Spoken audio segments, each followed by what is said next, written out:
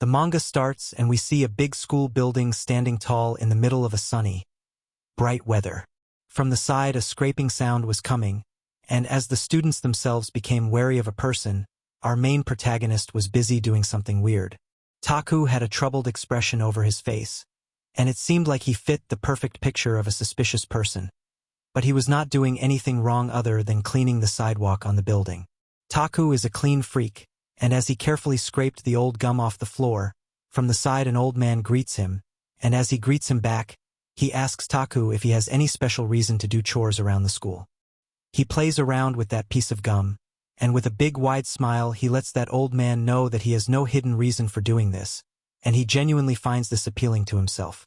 As the old man leaves him, Taku just fires up his arm, and was ready to use the hidden shadow technique to perfectly scrape off the old chewed gum. As he was too busy in this, from the side someone kicks him hard and sends him off spinning. He ends up bumping into a flower pot, and it unexpectedly spills some of its soil. As he cries, the person who kicked it apologizes, and there we meet the lovely idol of the school, Mika, and also the childhood friend of Taku. She had a mischievous smile on her face, and as he confronts her about the misdeed she did, Mika, on the other hand, completely ignores poor Taku and begins to share about her experiences and how she sneaked out of her regular practice session. Now, since his nagging was too much, she adjusts everything in that pot and fixes it, but he complains again about the poor structure of the pot. As he started to add how he likes doing this and helping others is helpful to him, she reminds him that if he keeps on working for others, in the end, he would end up being a maid for them. Now these two had a rather comfortable chemistry around them, and as he leans over to her, with a confident voice he lets her know that he has something very important he wants to tell her. Now as she hears this, for a minute she had a blank and somewhat hidden face, and in a cold voice she asks him what topic he wants to talk on. With a stuttering voice he lets her know that he would tell her everything tomorrow, and as he explains her the address, it seems like Mika somewhat knew that he was perhaps going to confess or something. She tells him that tomorrow he would just end up making an excuse, and as she calls him a coward, she leaves him and tells him that soon she would meet someone better than him. As she leaves, it seemed like someone called out to her, and as Taku realizes this, he knew that someone was going to meet Mika right now. He runs over to her, and as he sneaks and watches everything, sure enough, a tall man was standing near Mika, and he was about to say the magic words. The captain of the school's football team is a charming boy that a lot of girls are after, and today he invited Mika for something special. As she blushed a little, it seemed like she liked his face, and strangely, she blows him off and leaves him hanging there all heartbroken. Mika rejected him harder than ever, and as he bends over a little, Taku was very glad to see that his childhood friend and crush rejected another person today. He was pleased but also scared, since if he confesses to her, he could get rejected as well. There were doubts in him that kept eating him from the inside, but he knew that he can't wait anymore, and soon she could be taken by someone else. That night something very strange was about to take place, and as he finds a slightly dirty vase, he began to wipe it over and over again. He also ended up seeing a romantic movie in which two couples were about to kiss, and seeing this, he started to write his script for tomorrow. Now being a clean freak, he began to clean the window, and there he sees a man pushing himself on a helpless woman.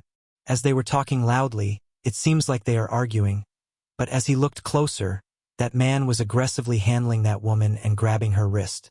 He ignored whatever he saw and moved downstairs, and as a peaceful citizen, he wanted no part in their lovers' quarrel or whatever. But as he froze for a minute, he kept hearing a TV character exclaim about her ideal man. These words were enough to create a serious change in his mind, and Taku ends up doing the last thing he should have done. Outside, the man was seriously threatening that woman, and from his back, he mutters to him in a weak voice and tells that man that maybe he needs to calm down and let that poor lady go. He kept raising his arms and approached him in a mannerly way, but that man was sweating too heavily. He started to mutter to Taku that he must not come closer to him, and as he misunderstood his words, Taku kept approaching him and he ends up shouting at him. He exclaims and tells Taku that he needs to mind his own business and leave them. He explains to him that if he gets near him, he could get infected by the virus. Now Taku immediately knew that he should retreat, but as he moved back, that man gave him no choice, and in the next second, he dashes over to Taku and tells him that he has no control over himself and cries to him to run away right now. As we get the gut-wrenching sight of that man, he was bleeding from his eyes, and he cried to him that now Taku would get infected by his overflowing emotions. This was the last thing that Taku sees, and the next day he wakes up in his bed, and as he slowly tries to remember how he got back here in the first place. He had no idea how he was already in the bed, but his head was hurting. As he headed out for school, in front of him, a lady asks for his well-being. She explains that yesterday there was a rather wide commotion that even got police involved, and that lady asks Taku if he is holding up well. Now Taku had no idea what she was saying, and there was a large part of his memory that he couldn't remember no matter how much he tries. As he walked to school, from the back someone scares him, and Mika pushes the living crap out of him. As he jolts, he ends his analysis and confirms that everything is normal, and nothing around him changed whatsoever. Beautiful Mika greets him with a hopeful smile, and as she began to nag him, he was glad that nothing happened, but in the next second, he imagined his umbrella getting stabbed in Mika's throat so painfully that it passes through her neck with ease. Mika ends up getting a few inches wide hole in her neck. He imagines this in broad daylight, and strangely, his hands were already mimicking the action of a stab. As Mika notices his hand, she had thought that maybe he was about to fix her hair, and he asks if she felt anything strange on her neck. She refuses, but something sinister was dwelling in his mind. In the class, the popular captain of the football team was sulking pretty hard, and it seemed like he was rejected and didn't move on properly. All the students around him were seriously worried about him, and as Taku made his way near him, he immediately grabs Taku's collar and pushes him near the wall.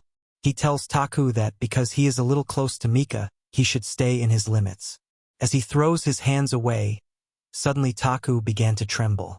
Everyone comforted him that it is not a very serious thing, and surely that captain is just in a bad mood, but that day during the classes, Taku was clearly not holding on. His heart rate was so high that he could hear it perfectly, and he kept controlling himself from doing something. He began to write something on his desk, and he was doing this over and over again, and the teacher calls out to him. He was so busy in this that he notices his teacher calling for him after some time, and as the teacher asked for his well-being, he apologizes, and the teacher knew that he was sick or something. Everyone in the class also wondered if the clean freak of their class is sick, but Taku replies to his teacher and tells him that he is fine and only wants to clean something. The whole class burst into laughter, and as he was given permission to leave the class, he went back to his secret hideout, and he began to scrape. This time he was barely holding on to the thin thread of sanity, and Taku wanted to kill Mika, his childhood friend, in the most brutal way ever. His intent to do this was so strong that he couldn't even think properly of anything else. These emotions were so strong that he explains that it is even more powerful than natural emotions and feelings like sleeping, hunger, or using the toilet. Just a few hours ago, he almost satisfied his thirst to kill her. He thinks about delaying his confession once again, but he questioned if that would just end everything for him. As he panted, he was sure that these bursts of emotion were temporary, and today would be the day where he would confess his feelings for her. The time for his confession came, and the captain ends up seeing Mika leaving all alone, and as the sidekick from before fuels the fire inside that captain, he ends up falling for the rage bait. Over at the old school building, Mika waited for her stupid childhood friend, but as she waited, she knew that he was not going to come. From the side, someone asks her who is she dating. Shinomiya asks her in an angry voice, and he was there to see the man that she chose over him. She tells him that whoever she sleeps with is entirely her business, and he should walk back.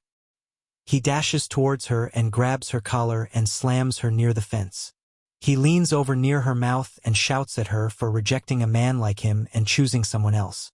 He kept shouting at her, and from the back, Taku walks near there with wobbling steps. He tells him that he has something to tell his childhood friend. From one look at Taku's face, it was clear that something was seriously wrong with him, and he places his hand over Mika's shoulder, and as he shook, he reminds himself that today is the day where he would finally tell her everything. Today was the day where he would not let his childhood friend be stolen by someone else. As he kept shaking, Mika was also waiting for him to say the words, and just as he musters the courage, in the next second, with a dead and cold voice, He tells Mika that he wants to murder and butcher her. The delivery of his words was so cruel and heartless that Mika herself just processed this.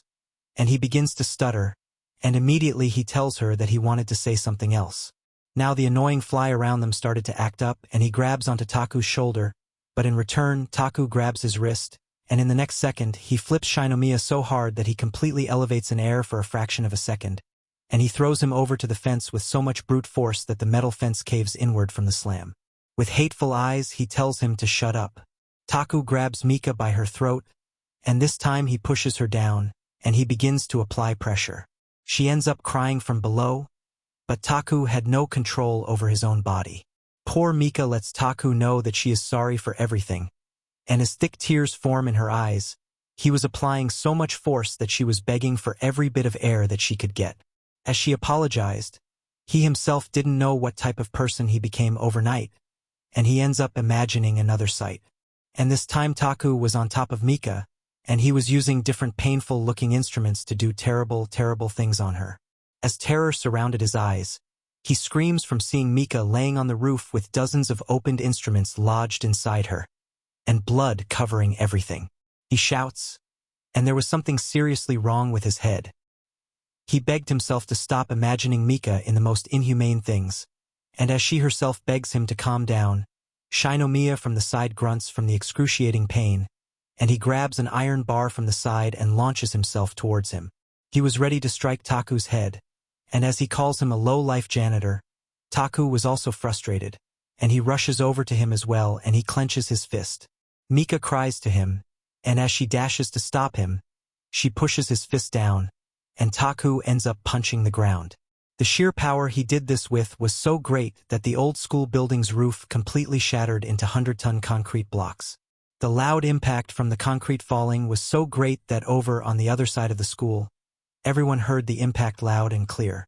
Students rushed to see what had happened, and as they noticed the roof and the classroom below it completely in ruins, Taku was struggling just to crawl near his love, and as he falls unconscious, Taku cried out that there was something that he wanted to say to her before dying. As he falls, that day a tragedy took place which would shape the world entirely differently, and that day Taku and Mika should have died. As the smoke slowly moved away, Mika opens her eyes, and her story with Taku was just about to start. After 3 days, the news of the old school building was viral, and everyone in the school was talking about it. As two girls gossiped about views and other theories, Taku returned to school, and this time, all his liveliness from his eyes just disappeared, and an empty and hollow man remained. After Taku punched the building, it was then ordered to be crushed to prevent any other accident, and everything else was just the same. Taku cleans his school as usual, and as students greeted him, he would just ignore them. Luckily, this accident didn't have any casualties, but there were still other problems. As we see Shinomiya playing with toys, he enjoys every minute of it. After the crash, he was unable to move at all, and after he became somewhat normal, his brain completely regressed to that of an infant. He also suffered from memory loss. As the classmate reflected on how he should have at least rested for a few weeks, Mika, on the other hand, was stopped by two guys, and they asked for her well-being. As she waves to them, Taku from the back slowly makes his way near her, and as their eyes met, he made a troublesome expression, and he completely ignores her. He guiltily walks away, leaving her all stunned, and Taku is still blaming himself for the accident. 3 days have passed, and he hasn't been able to communicate with her. Taku began to clean his surroundings, and as a teacher notices this, he praises his tendency to work hard and keep surroundings clean. Koki, a teacher, describes how small things describe a person's nature, and as Taku gave a rather depressing answer, he brushes his head and lets him know that Taku must stand firm and face his problems. He also advises him to share his pain and burden with someone else. As the beloved teacher of the entire school goes to greet a few students, he reflects on how he is the most popular teacher. He smiles to remember that he is always there to help him, and after the teacher sends his students away, he ends up meeting another man, and he requests some of his time. In class, there were all sorts of theories going on about the sudden collapse of the building, and one of the students adds how Shinomiya, Mika, and Taku were the only 3 students present there. As they started to talk through this, one of the guys from the group points out an important detail and pins his finger at Mika, who is again surrounded by boys, and he explains that a lot of boys are using this chance to get closer to Mika, and as they joke around saying that someone would snatch her away, they all point their fingers at Taku. Everyone in his class calls him janitor, and as the cocky dude points out to him, he was already so lost in his own thoughts that he didn't even know that someone was calling out to him. But the other man uses this chance, and he begins to hit him, and he confronts Taku for sinking into his own tiny world. Now, since he was just playing around with him, Taku was already infected with something devilish. In the next instant, he completely switches, and as the other boy leans over him, Taku blocks his hand, and there was something sinister approaching him. The students around them notice Taku as well, and as the active boy sees the terrifying sight in front of him, all his life leaves his body as Taku glares through his soul with his sharp and dreadful eyes.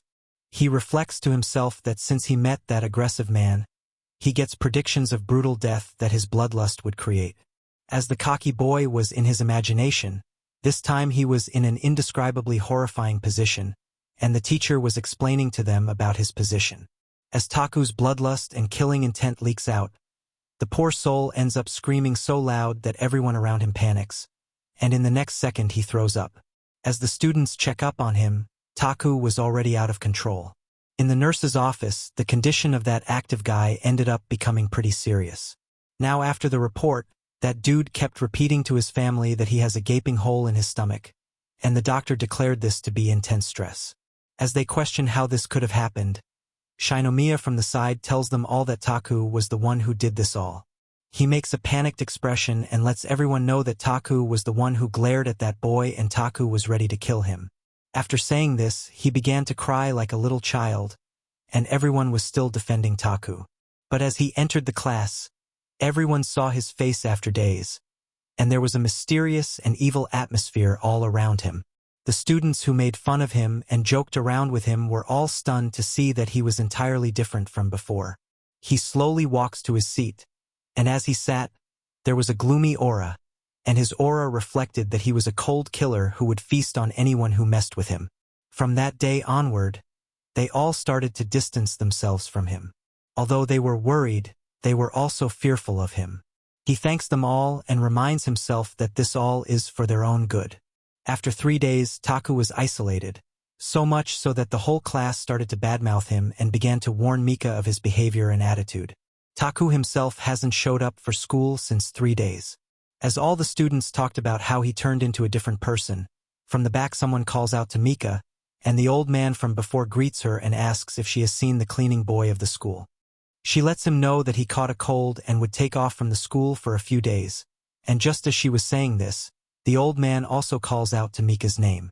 She asks how he knows this, and he shows her a small bug which made Taku explain his worst nightmare to the old man. He explains how Taku shared his secret childhood and one core memory of it. In that memory, Mika scared little Taku with bugs, and it did a great toll on him. As she laughs in guilt, they talk back and forth for a minute, and in the next second, he lets Mika know that both of them sure do get along. As she hears these words, she ended up that they used to get along fine, but now there are walls between them. Now as they say that an old man's advice is worth 100 men.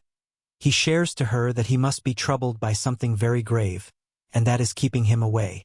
He lets Mika know that Taku cares for her a lot, and whenever he would talk about her, he would smile and giggle while talking about her. As she realizes that perhaps Taku needs her, she smiles, and the old man's words really change the next step of their relationship.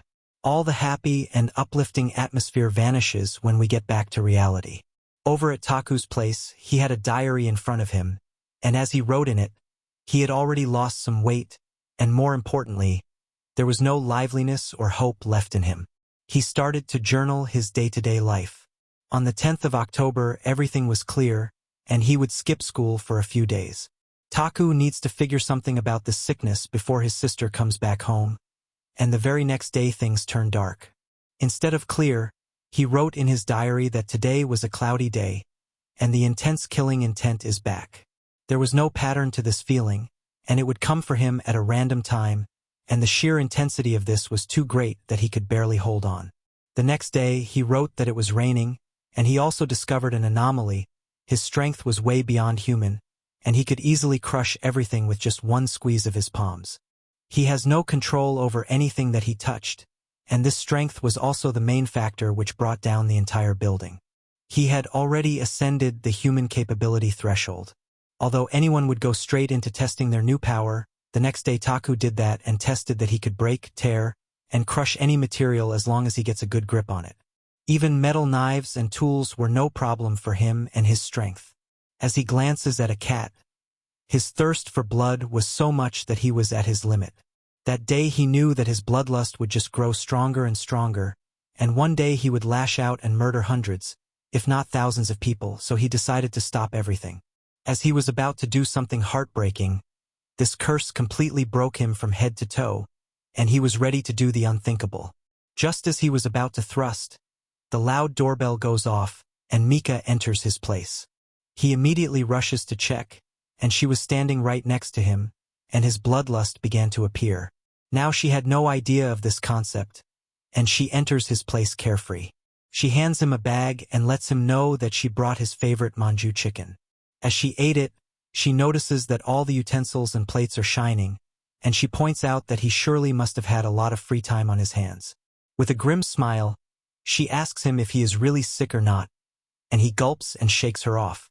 She laughs and points out his same old habit, and she laughed so much that tears formed in her eyes.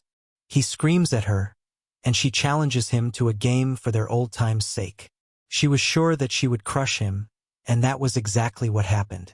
Taka lost so many times, and Mika began to laugh again, and deep down he still wanted to know why she came all this way here.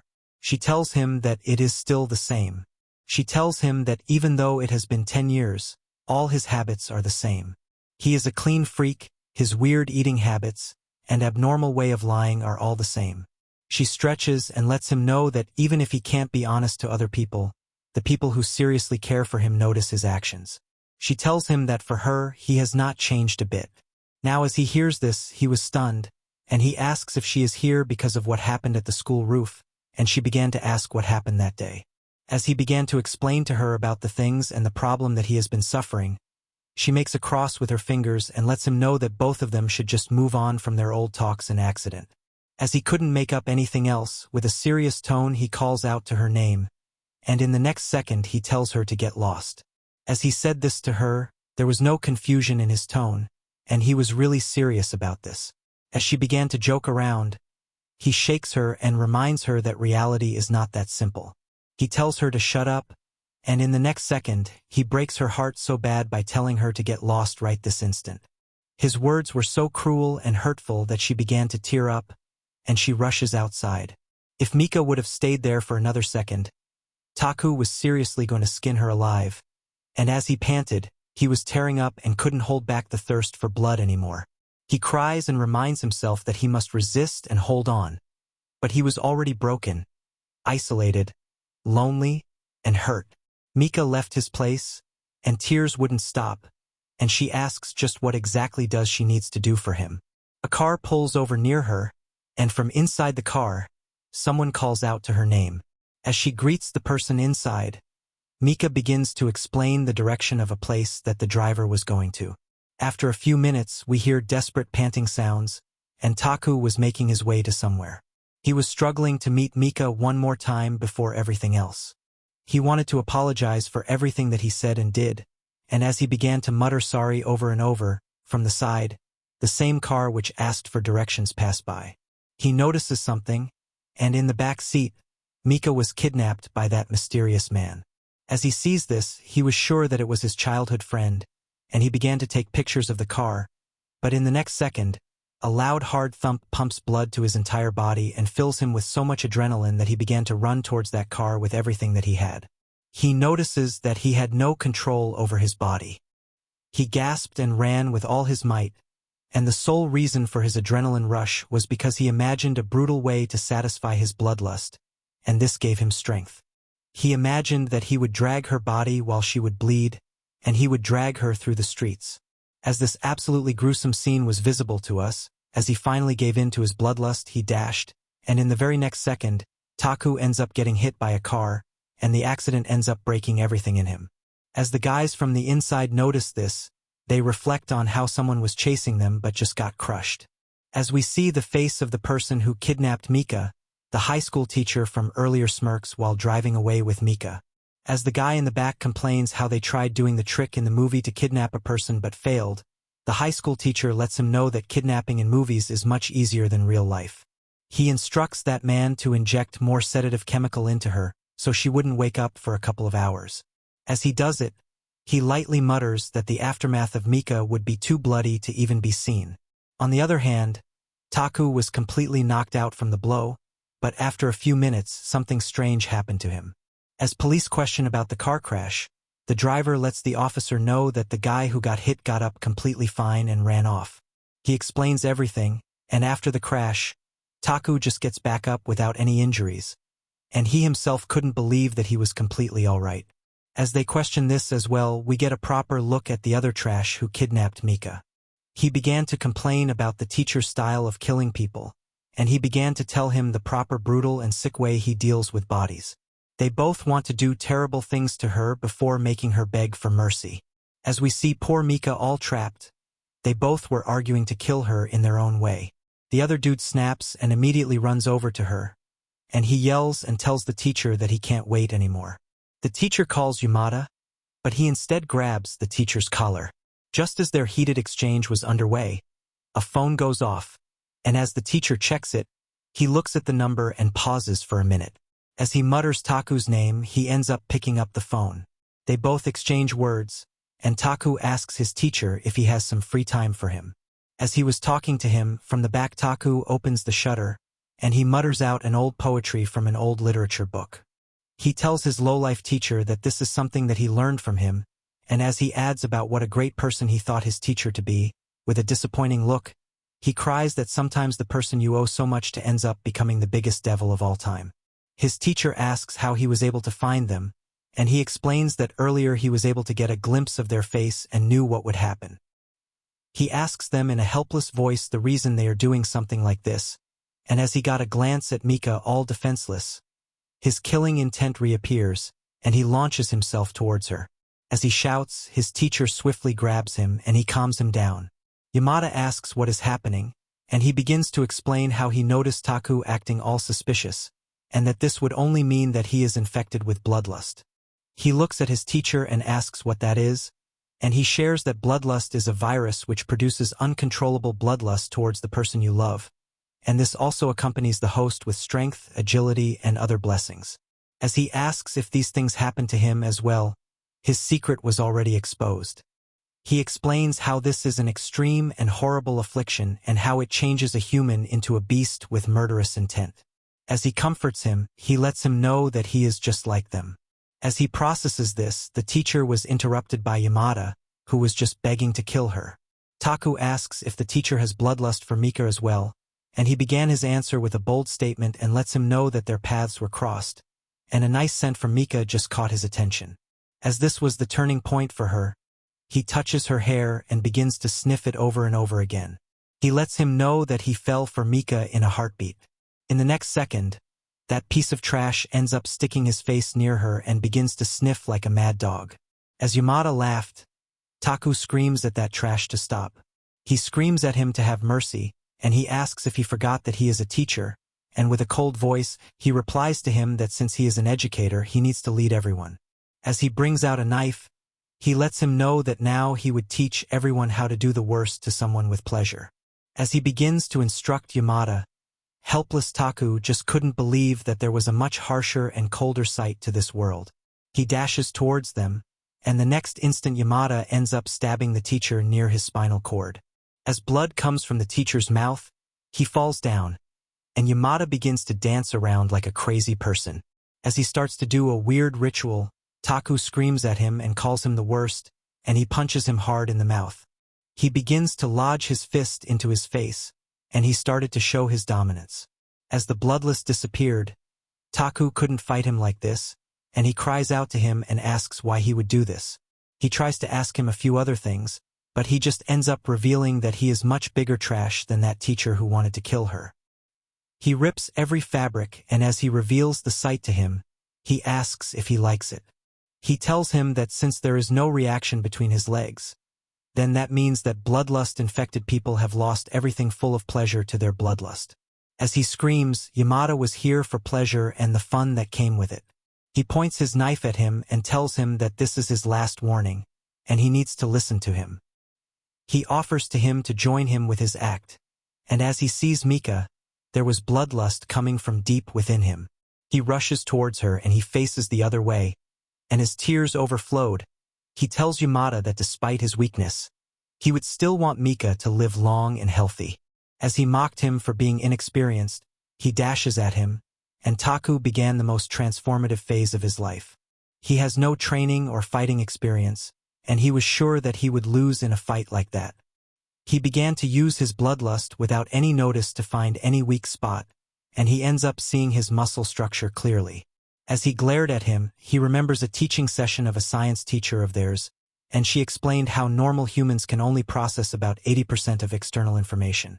As she explained how there is a way to open the eyes of the brain, she explains that such things would create a superhuman far superior than anyone. As he opens his eyes to the maximum extent, he dodges his knife attack, and in the next second he dives below him and breaks his arm completely.